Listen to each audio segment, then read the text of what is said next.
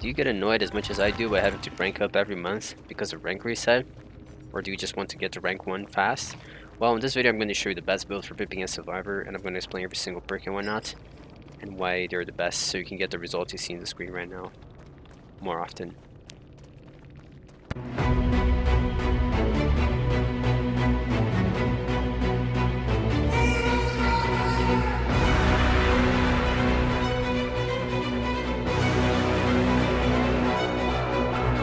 Finish him!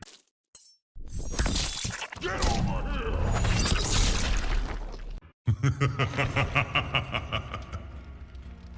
Yo, what's going on, guys? Hope you guys are doing well. This is Scorpion here, professional gaming coach and former competitive professional DVD player.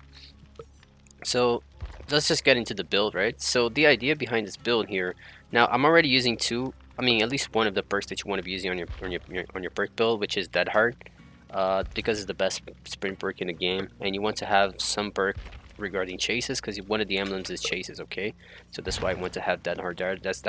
Essentially we're going to be using every single slot there for a specific emblem, if you want to think about that. Okay, so and now the second slot, as you can see there, is going to be Detective's Hunch, which is the perk on the left there, the first one. We're also going to be using Borrow Time. I wouldn't say it's like 100% necessary, but it's cool, you can have it there. So Borrow Time is going to help us with the Benevolence aspect of the emblems. It could be like maybe We'll Make It or Empathy if you want to just heal people, you know. There could be another alternative there.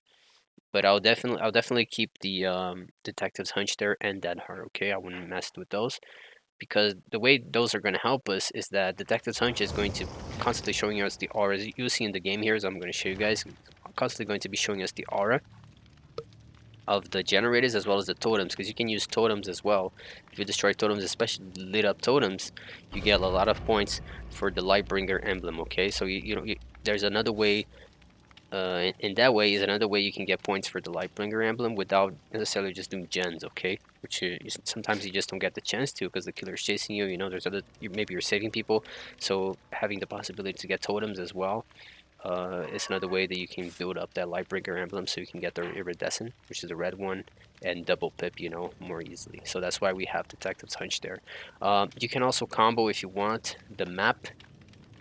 There's a map, you can use the red map, I think, or put the add-on. There's an add-on for the map, the item of the map that lets you see the killer belongings. If you use that one, it's going to mark every time Detective's Hunch activates and it shows the aura of something, is automatically going to be marked on your map if you have that add-on to show killer's belongings.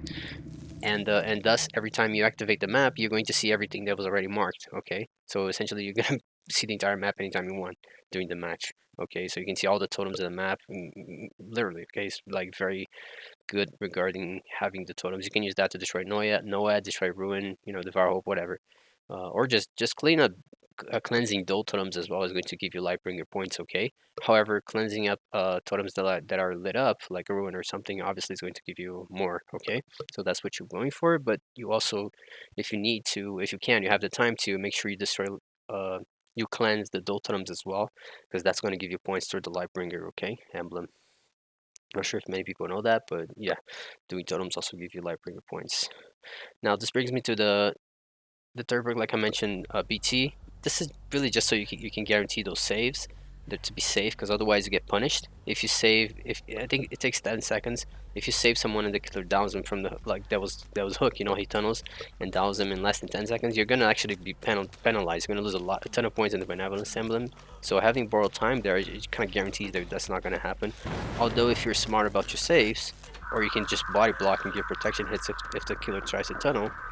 But protection hits also going to give you a lot of Benevolence points. Okay, so that's also another way. But yeah, Borrowed Time is mostly just so we can guarantee, like, even if our teammates are stupid and just run into the killer, they're still not gonna die in 10 seconds because they're gonna have Borrowed Time on them. Okay, so that's the reason, but it's not super necessary. If you want to have empathy or something and just be smart about your saves rather than relying on a perk to do so, you can totally do that as well. Now this is an important point. You want to be doing gens solo, okay, because you get less points for doing co-op. The points that you get is going to be divided by 2, but the gen is only 1. Okay, so You're gonna finish in half the time, but you're gonna also have half the points, so it's not really worth it because there are only so many gens you're gonna be doing around the game. So it's best if you're doing them solo, okay? Doing solo is gonna give you the most points for the Lightbringer emblem. So if someone comes to do a co-op gen with you, forget the points. We're working pips here. Just find another gen and go work by yourself, okay? And that's actually good in terms of strategy for winning the game as well. So you can see here, borrow time. In case she was close, you know, it would guarantee here that she would not go down in 10 seconds. And usually, if you're able to heal the person that you saved as well, you're gonna get more points. Like if you do like 2 saves like that on the hook during the match, 2 saves and you also heal the person, you're pretty much guaranteed at that point that you're gonna get a iridescent Benevolence, okay? So you're pretty much, you know, just worry about doing 2 saves and two heals and you should be fine. You shouldn't have to worry about saving more people again throughout the match, okay? Because you also want to be thinking about how you're playing. So for example, I've already got probably around the silver or something on my Benevolence just because of that save that I just did on the Fang. So now I'm worrying about getting my Lightbringer up by doing the gen alone, okay? So you kind of, during the match, you have to be thinking about, okay, how's my emblem? What is left for me to do, you know? So you're always kind of basing. Remember, there's also the Unbroken emblem, which you already start with as an iridescent. It's just a matter of you not going down to the killer and you won't lose the iridescent of it, but that's kind of rough. So you should be focusing more on escaping rather than not going down, okay? Because not going down, I mean, the killer has to be kind of bad for that to happen, so it's not really something you can control that much. So you see right there, when a gem pops, every time a gem pops, you're going to pretty much see all the totems in the map. So, and just like that, you can check out to see if they're lit up, especially if you know he has a totem. And by destroying the totem, you're going to get a lot of Lightbringer points, okay, to help you besides doing the gens alone. Now, right here, I already know by memory there's a pallet here, so that's why I'm running that direction. I was not even looking back because I know where I'm going, you know, I know her distance to me, so I was already trying to get to that pallet. But yeah, so you see the chase, stunning the killer also gives you chase points, okay? So if you can, you shouldn't go for it, but if it happens, it's a good thing because it does help increase your evader emblem, okay? Also, if you last chases, the longer you last the chase, the more points you're going to be getting, especially if you don't get hit from it, okay? So if you escape the chase like I did there without getting hit, it gives you way more points than if you actually got hit, okay? So you want long chases that you actually don't get hit from. That would be the ideal for you to build that evader. So you see right there what I mean? So I'm cleansing a lit up totem, so gonna get a ton of Lightbringer points for that without actually doing the gens that I can still work on to build even more of that, okay? Because normally, depending on the flow of the match, just doing the gens alone will probably only get you a silver or a gold Lightbringer most of the time. So including the totems on that is what's going to help you, you know, reach that threshold to get the iridescent. So you see right here, by memory, I remember from the auras that I see earlier. So I'm just checking those totems to see the second one that would be lit up as I'm going through the match here. You can do this later as well if you want to, okay? Like, you can totally like work on the gens first, and once like all the gens are kind of, you know, the match is pretty much won and safe to go. Like at the end, the exits are all 99 and whatnot. You're ready to leave. Then you can just like worry about, you know, cleansing the totems before you actually, you know, exit the match. You can do that as well. You don't have to like. In this case, I'm just focusing right now because I know there's lit up totems, okay? But if you know, if he doesn't have ruin, doesn't have anything, there shouldn't be that much reason for you to not be doing gens and again building up the Lightbringer and rather be just doing dual totems, okay? Do totems at the end of the match when you're already kind of ready to leave. It's much better for your team to win. And remember, because again, we're trying to survive here because that's going to help us with their Unbroken emblem as well. If we cannot go down, even better. But you see what I mean? This is also what I mentioned about the protection hits. If you right here, it's kind of unfortunate here, but I tried to body block, but I guess the Nia turned to the left there, so that kind of cut me off from the body block. Right, this also counts as a protection hit, okay? If she's carrying like that and you get a hit while she's carrying someone, it also counts as a protection hit. So it does not have to necessarily be inside the chase like you saw me doing there. But getting hits like that will also help you build up your Benevolence, okay? So healing people, saving hooks, and protection hits. You can, like, especially if you have self-care or something, you can easily take a hit while she's carrying someone and then go heal yourself. It's pretty much no negative. But you still get the points if you need to kind of farm Benevolence in for whatever reason. You can get too many saves on the hook and whatnot, so you can always do protection hits when she's chasing someone else.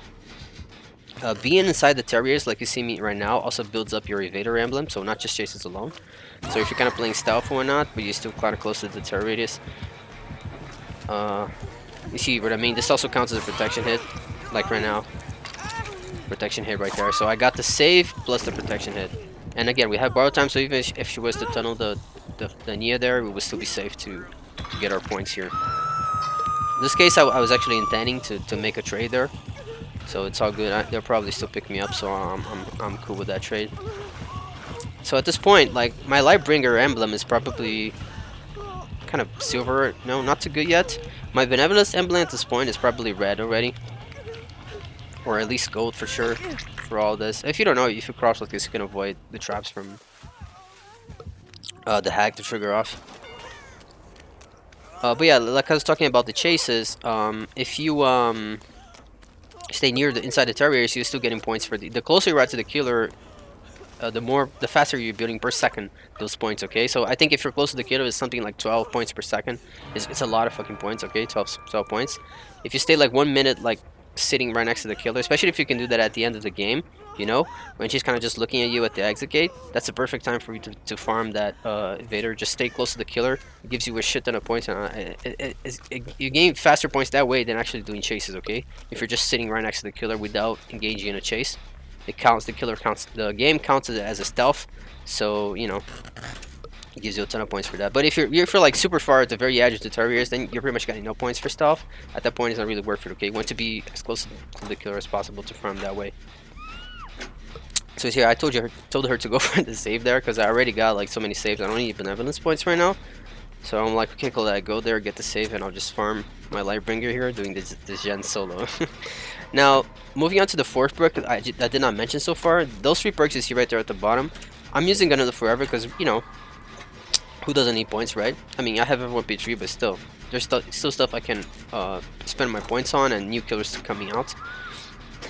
So that's something you can put there if you want to. We're gonna live forever. The build is still gonna work pretty well for you to pip, as you're gonna see here, but you still get points, you know, from doing all the saves. So that's a good combo right there. But if you really want to go even better regarding, you know, getting the pips, you cannot use We're Gonna Live Forever, which is not really helping you. And I would recommend for the 4th slot something that would help you with the survival. Okay, so something like Unbreakable or DS. I really dislike those perks. I think they're broken, but you know, we're talking best build here, so I have to recommend them to you because they will be the best, objectively speaking. Even though they're broken, in my opinion, I have to recommend them because objectively that's the best option. But yeah, something that's gonna help you survive, okay? So you don't die in the match. Because obviously, if you're dying, you're losing your Unbreakable. If you're like sitting on the ground slugging for like 4 minutes, you're not building any emblems. So Unbreakable will help you get up, will help you win the match. You know, it's very strong perks that are gonna help you win the match. DS and Unbreakable. So that's why what I would recommend for the 4th slot there, something that if the killer tries to tunnel you, you know, and get you out of the game, you can have DS so you survive longer, and again, you're surviving the match and you're building more emblems that way because you're lasting longer throughout the match. So the 4th slot there should be focused on something for survival. Okay, I would recommend you know, DS or Unbreakable for that slot. And again, if you're planning on not using borrowed time, like I mentioned, you just trying to go be smart about the saves rather than relying on borrowed time to you know, safeguard you from those negative points, those penalty points. You could totally, you know, use something else there, like you know, DS and Unbreakable together, or something like self-care. You could totally take borrowed time away and make that combo. Okay, but Dead Hard and Detective's Hunch I would not take off, okay, because those are pretty key for the emblems, especially the Lightbringer. Detective's Hunch helps a lot, okay. Especially No Way, you know, it's just a huge counter to No Way and all these hex perks that are strong and can be annoying as well. But yeah, again, I'm personally not using here because I think it's like stupid strong. I think it's completely broken. Like Unbreakable and DS, especially like how they say about the small PP build. I don't know if we ever heard about that. Just Google that on YouTube, and you see what I mean. The small PP build, DS and Unbreakable. But yeah, those would be the best if you want to, you know, be your try hard. You can totally combo those two there instead of using borrow time. And We're Gonna Live Forever, and I guarantee you're gonna survive a lot of games. I mean, that's all I can say. because those perks are very strong. Almost unfair, I would say. But yeah, so again, you see me here doing, I'm not doing too much chases because she's just wasting so much time on the others. So rather, I'm just, you know, making the most out of my time by building up my Lightbringer emblem here, as you can see, okay? So that's what I'm focusing on here. You should always be doing something, okay? That's the point. Whenever you're in the match, you should always be, you should be building the emblem that you don't have maxed out yet. So, like I mentioned earlier, I already have maxed out Benevolence at this point, so I don't have to worry about that, okay? So I just told the Claudette to go for the save, and I just worry about what I need that I haven't done yet, okay? To get my all emblems to red, iridescent quality. So in this case, I'm pretty sure I'm missing all the gens. So that's why I'm you know, just focusing, instead of chasing, just focusing on the gens alone. And once I'm sure I have the gens at iridescent, I can just then focus on the chase only. And you see right there, the Detective's Hunch, like I mentioned, is really key, because you can find totems this easily and get a lot of Lightbringer points that way. So at this point, I think I did 2 entire gens or something. Maybe to get iridescent on Lightbringer just by doing gens alone, I believe you need to do at least, for sure, at least 2.5 entire gens by yourself. Okay, if not 3. But I'm pretty sure, like 99% sure, that you have to at least, at the very least, do 2.5 entire gens solo to be able to get iridescent just by, you know, points regarding gens alone. Because you can also get points for the Lightbringer by, like I mentioned, doing totems. Lit up totems is going to give you more points, but you also get a few points for doing cleansing those totems and opening the doors. Okay, opening the doors also gives you Lightbringer points.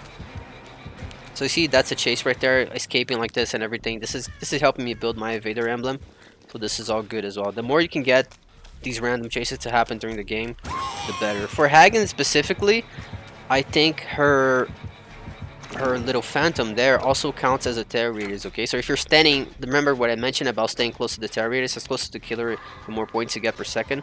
I believe that also works for her phantom. So her phantom, actually, the game's considered as a terror radius, so you're actually getting points for her phantom for staying inside the phantom terror radius. It's kind of odd, but I mean, just make the most of it, right? I guess it helps. So again, we're still doing gens because I'm not really sure. I just want to like make absolute sure that I have the Lightbringer and max. So that's why I'm just doing the gen right now. And also again, like we're helping our team win. Farming chases and like I mentioned, the dual totems is really easy to do at the end of the game. Okay, once you have already won. So that's when I would leave those for focus. Now, up until that point, you should really just focusing on banging out those gens, so that everyone can guarantee an escape. Okay, so you're helping yourself win and not die. Okay, because it's really the faster you do the gens in relation to how fast you can do the gens in relation to how fast the killer can kill you. So if you're doing the gens, you're giving him less time to kill you, right? Makes sense? And you see right there, easy, and she DC. So yeah guys, that's the best perk build. That's how you go about getting the emblems. And yeah, if you need coaching, anything like that, you're struggling, feel free to comment, check the description below. I have all the information there. There's also links to my guides. I've already made a guide on playing the nurse, so if you want to see that, it's all below there. Professional guide, everything, whatever. It's just going to be in the description, okay? And thanks guys for watching. Make the most out of this build, and I'll see you guys in the next one, okay? Probably gonna make a best survival build, okay, as well, for survival, and one for points as well. Soon enough.